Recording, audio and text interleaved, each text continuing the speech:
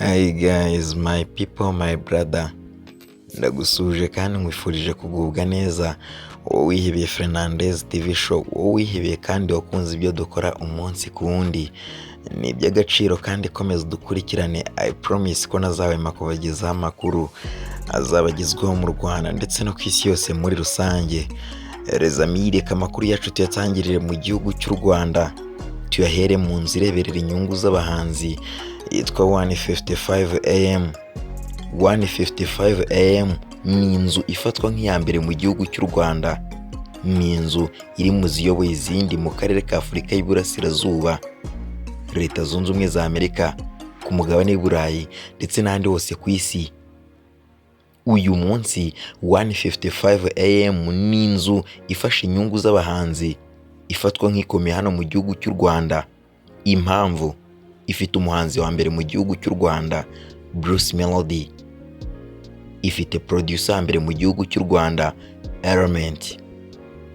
Bafite umwe mu bahanzi bari kuzamukana imbaraga zidasanzwe hano mu muziki w'u Rwanda, Roskana. Bafite umushoramari wa mbere mu mateka y'umuziki w'u Rwanda, Cauch Gaelk, ari nawe nyiri 155 AM. Muri 155 AM bafitemo umwe mu bantu bafite ubuhanga buhanitse mu kijyanye na management z'abahanzi, yitwa Mike Nshuti. Uyu mugabo ni igihangange mu muziki w'u Rwanda. Uyu munsi 155 AM ni inzu imaze kubaka ubukombe mu muziki w'u Rwanda mu gihe kingana n'imyaka igera kuri 2. Batangiye urugendo rw'umuziki cyangwa se batangiye urugendo rwo gushyigikira industry music ya hano mu gihugu cy'u Rwanda. Tariki 19 z'ukwezi kwa mbere umwaka wa 2024, 155 AM usibye kuba ari inzu ifasha abahanzi, ni kampani ishobora kugira n'izindi produits zigiye zitandukanye, ubucuruzi, imyidagaduro muri rusange, bakagiramo product zigiye zitandukanye.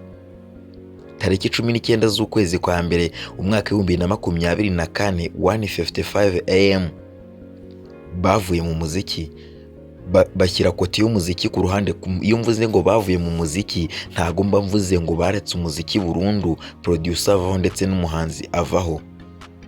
Ahubwo 155 AM bagize igitekerezo cya kabiri, ese uyu munsi birashoboka ko twava mu muziki tukaba twagira n'ibindi bikorwa dukora hanze y'umuziki? Ibyo bikorwa bigatanga akazi ku buri muntu wese uri mu gihugu cy'u Rwanda. Mu kugira icyo gitekerezo, Cauch Gaelk nka CEO wa 155 AM yabajije abakunzi ba 155 AM. Iyo mvuze abakunzi ba 155 AM mba mvuze abakunzi ba Meddy, number 1 recording artist in Rwanda. Mba mvuze abakunzi ba Element, number 1 producer in Rwanda. Mba mvuze abakunzi ba Roskana. Mba mvuze abakunzi b'umuziki w'u Rwanda muri rusange.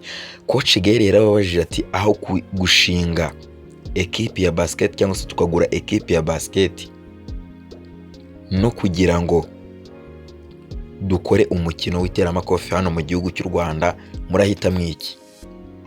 By'umwihariko umukino wa basket kuva BK Arena yakubakwa mu gihugu cy'u Rwanda, tunashimira His Excellence wagize iki gitekerezo, His Excellence Paul Kagame, akabasha kutwubakira inzu y'imyidagaduro nk'iriya. Ni igikorwa kidasanzwe ku rubyiruko, nibyo kwishimira, binagendana n'iterambere ry'igihugu cyacu cy'u Rwanda. 155 AM baje guhuriza hamwe bakusanya bya bitekerezo by'abanyarwanda bose bakunda umuziki, bakunda imyidagaduro nyarwanda, basanga 80% bahisemo basket.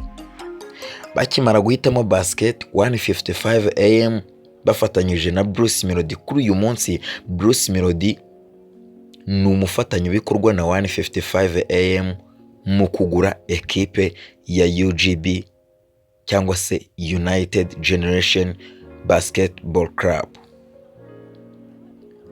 Nk'uko ubibona kuri iyi foto, ni equipe yamaze kugurwa na Meddy ndetse na Cauch Gaelk by'umwihariko ni ekipe ya 155 AM kuko Bruce Melody ni umuhanzi uri muri 155 AM, Cauch Gaelk ni nyiri 155 AM. Abo bantu babiri iyo bahuje imbaraga usanga n'ubundi ari bya bintu nk'uko bavuga ngo abafite nibo bazongererwa, bya bintu n'ubundi bigiye kwa ba nyirabyo. UGB mu mwaka w'2023 2024 season ni ekipe yarangije ku mwanya wa 14 muri shampiyona ya basket hano mu gihugu cy'u Rwanda.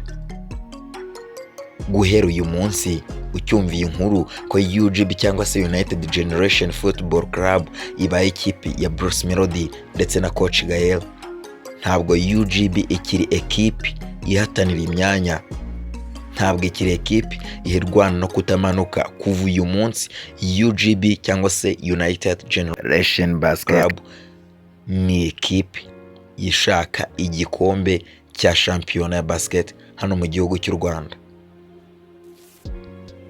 Today Cauch Gaelk yongeye kugaragaza igikorwa ari kubaka hariya hejuru ya Chic.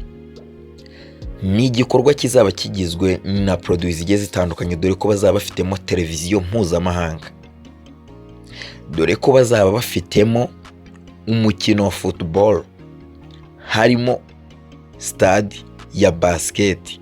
Iyo mvuze ngo bafitemo umukino wa football uhita umenya ko harimo stade ya football. Harimo ibikorwa byinshi bigiye bitandukanye, n'inzu ngari, n'inzu yiswe Kigali Universal izajya ikorerwamo ibikorwa by'imyidagaduro bigiye bitandukanye, dore ko izajya yakira n'ibitaramo bigiye bitandukanye bikomeye bizajya bibera hano mu gihugu cy'u Rwanda. Exactly, birumvikana ko show zigiye zitandukanye hano mu myidagaduro y'u Rwanda ntande zigiye kujya zibera usibye muri Chic hejuru muri Kigali Universal ya 155 AM. Bruce Melody ndetse na Cauch Gaelk ni abagabo batangiye gukorana mu mwaka w'2022, bahereye ku gikorwa kidasanzwe, collaboration yari ikomeye cyane mu matwi y'abanyarwanda. Bruce Melody featuring Eddy Kenzo, indirimbo yiswe Nyola. Bruce Melody na Cauch Gaelk ni abagabo kuri uyu munsi bageze ku rwego rwo kugura ekipe nka UGB United Generation Basketball Club. Nibyo kwishimirwa, n'imbaraga zidasanzwe. Bruce Melody na Cauch Gaelk uyu munsi bageze ku rwego rwo kuba bafite ubushobozi bwo gukora indirimbo na Shaggy. Bruce Melody agakora indirimbo na Shaggy, agakorera ibitaramo muri Leta Zunze Ubumwe za Amerika imbere y'abarenga 25,000. Ibitarigeze bikorwa n'umuhanzi n'umwe hano mu gihugu cy'u Rwanda. 155 AM igafasha Bruce Melody kubigeraho. Bruce Melody akazenguruka ibitangazamakuru byose bikomeye muri Leta Zunze Ubumwe za Amerika, ibitarakorwa n'umuhanzi n'umwe muri East Africa. Nibyo kwishimirwa. Uyu munsi Bruce Melody aritegura gushyira hanze album. UGB ni ekipe nziza, murifuza amakuru yayo buri munsi. Icyo usabwa, click you subscribe to YouTube channel Fernandez TV Show ujye umenya amakuru yose hano mu gihugu cy'u Rwanda ndetse no ku isi yose. See you